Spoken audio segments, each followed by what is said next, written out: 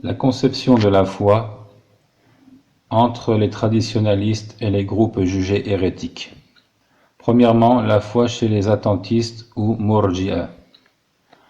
L'été de l'avis des Murji'a ou attentistes sur la foi, c'est l'exclusion des œuvres de son appellation. L'idée que la foi ne peut être subdivisée et partagée, et que par conséquent, elle n'augmente pas ni ne diminue. C'est donc un élément unique et indivisible sur lequel tous les croyants sont à pied d'égalité. C'est là le fondement de leur école sur lequel toutes leurs factions s'accordent et se rejoignent. Voir en cela Majmou' al-Fatawa, volume 12, page 471 et volume 13 à la page 38. C'est d'ailleurs pourquoi ils furent nommés Murji'a, parce qu'ils ont mis les œuvres en retrait de la foi, le vocable arabe de irja signifiant la mise en retrait. Voir Al-Farq Bayn al-Firaq de Abdul Qahir al-Baghdadi à la page 202. Ensuite, les Murji'a se sont divisés sur la question de la réalité de la foi en trois groupuscules.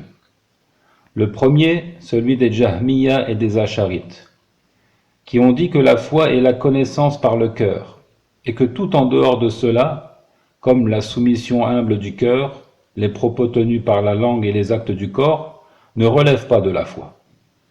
Ils se sont imaginés que la mécréance en Allah résidait dans l'ignorance et que la foi n'était donc pas divisible et partagée. Voir Maqalatul Islamiyin de Abul Hassan al-Ash'ari, volume 1, page 214, Sharh Hadith Jibril de Ibn Taymiyyah à la page 240, et Majmou' al-Fatawa, volume 7, page 508 et volume 13, page 56. Un propos équivalent à celui des Jahmiya fut tenu par Abu Abdillah al-Salihi qui dit: la foi est la simple confirmation par le cœur et sa connaissance. Cependant, elle a des implications qui, si elles disparaissent, indiquent l'absence de confirmation par le cœur. Voir Majmou' al-Fatawa, volume 7, page 509, Sharh Hadith Jibril, page 441 à 443. Cet avis est celui qui est connu aussi de Abul Hassan al-Ash'ari et de ses compagnons. Ibn Taymiyyah disait: c'est là le plus célèbre des deux avis avancés par Abul Hassan al-Ash'ari et auxquels ses compagnons se sont tenus, à l'instar de Al-Qadi Abu Bakr, Abul Ma'ali et leurs semblables. C'est pourquoi est-ce que les auteurs d'ouvrages recensant les opinions théologiques les ont comptés au nombre des Murji'a, attentistes.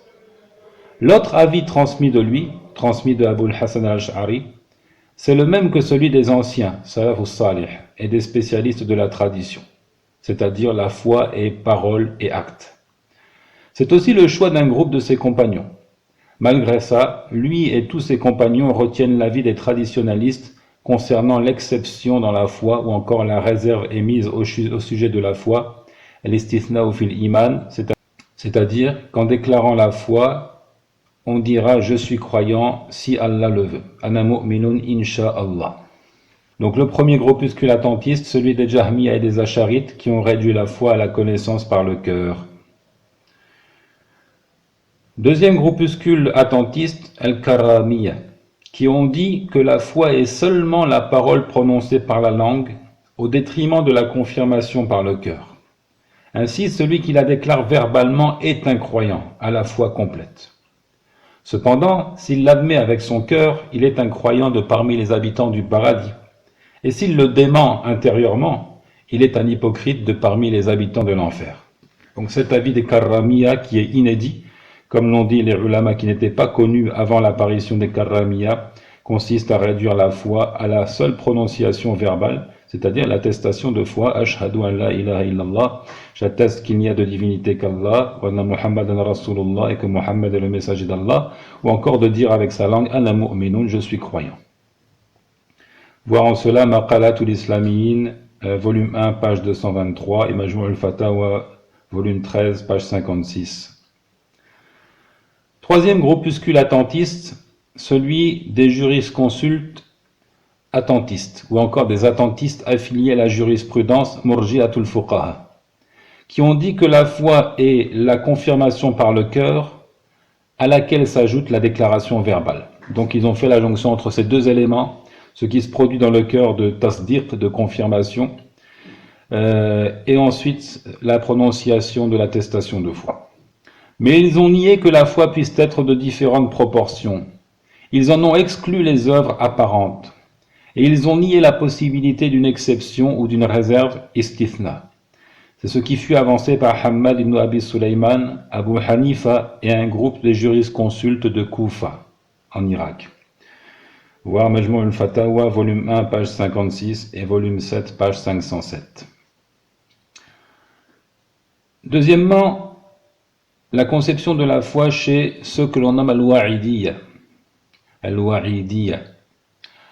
Cette appellation de Wa'idiyya est construite sur la racine signifiant la menace, la mise en garde.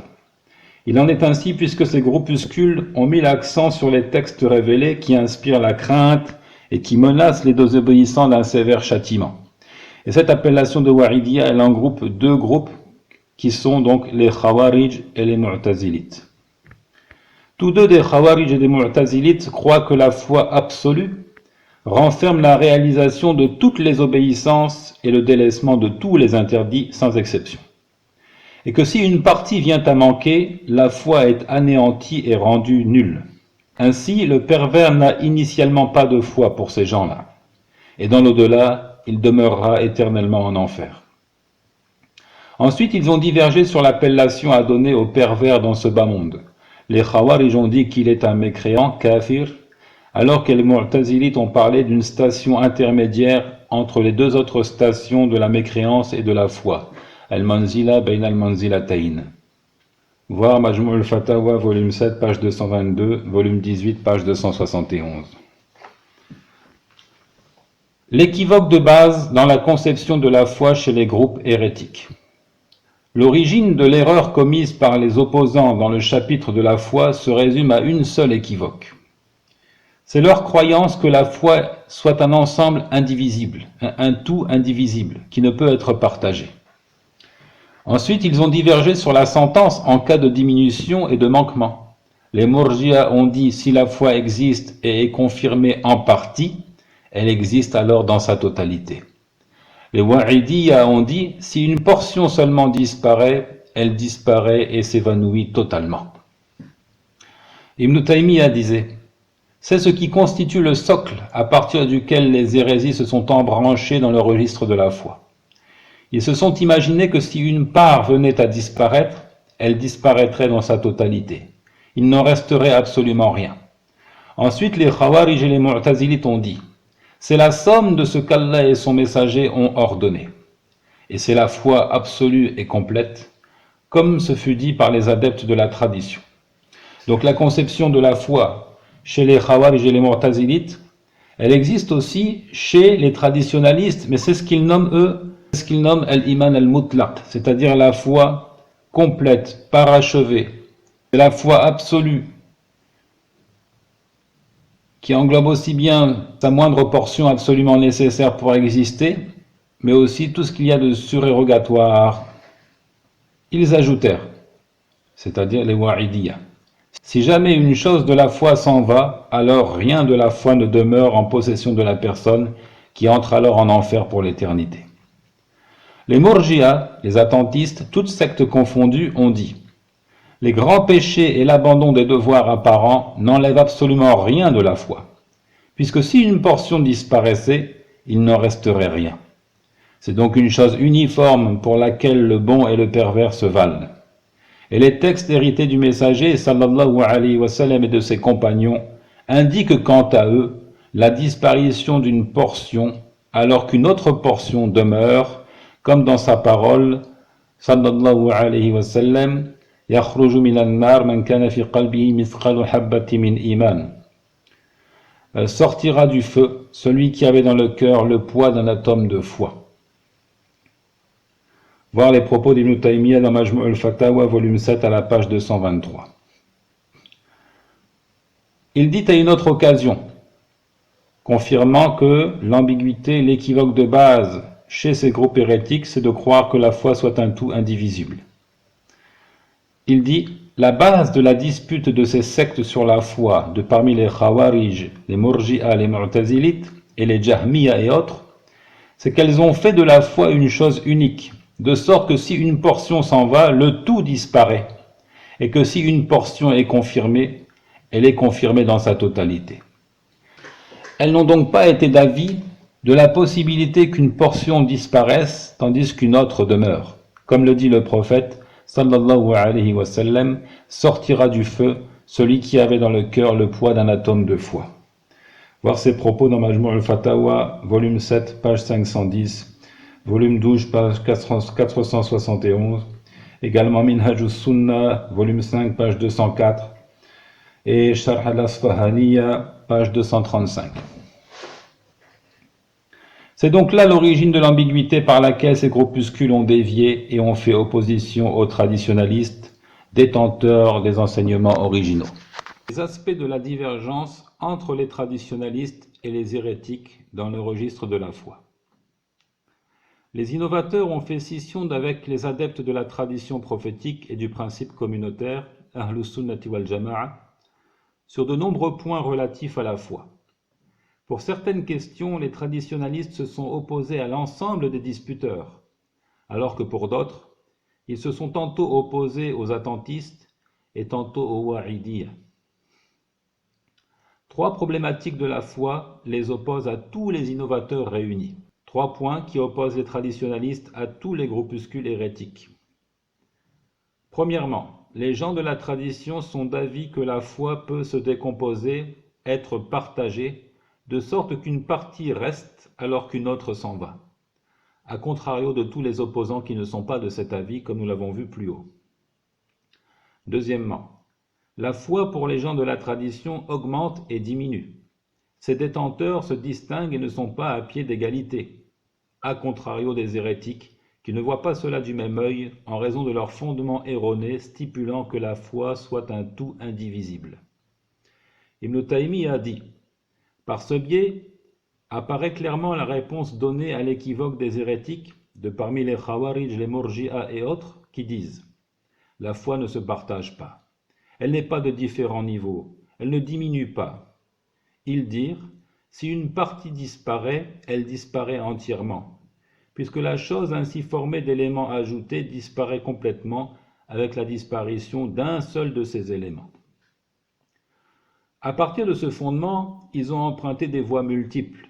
Quant aux compagnons du prophète, radiyallahu anhum, quant aux adeptes de la tradition prophétique et de la narration, Ahlus Sunnati wal Hadith, ils dirent: elle augmente et elle diminue. Al-Iman yazid wa yanqus, la foi augmente et diminue. C'est ce qui est vrai, c'est ce qui est à retenir dans ce registre. Le troisième point, pour les traditionalistes, foi et mécréance peuvent se regrouper chez un seul et même individu, ainsi que l'idolâtrie et le respect de l'unicité d'Allah. Donc dans une certaine mesure, bien sûr, pas de manière absolue, mais dans une certaine mesure, foi et mécréance, tant qu'on parle de mécréance mineure, idolâtrie et respect de l'unicité, tant qu'on parle de l'idolâtrie mineure, peuvent cohabiter. C'est ce qui est indiqué par les données scripturaires, comme le verset: et la plupart d'entre eux ne croient en Allah qu'en lui donnant des associés. Sourate 12, verset 106. L'ensemble des hérétiques ont refusé cette idée. Plutôt, les Khawarij ont affirmé que l'obéissance et la désobéissance ne peuvent s'assembler chez une seule et même personne. Ibn al-Qayyim disait: il y a un autre fondement, c'est que foi et mécréance, désignation d'associer à Allah et respect de son unicité, piété et perversité, hypocrisie et foi peuvent s'assembler chez un homme.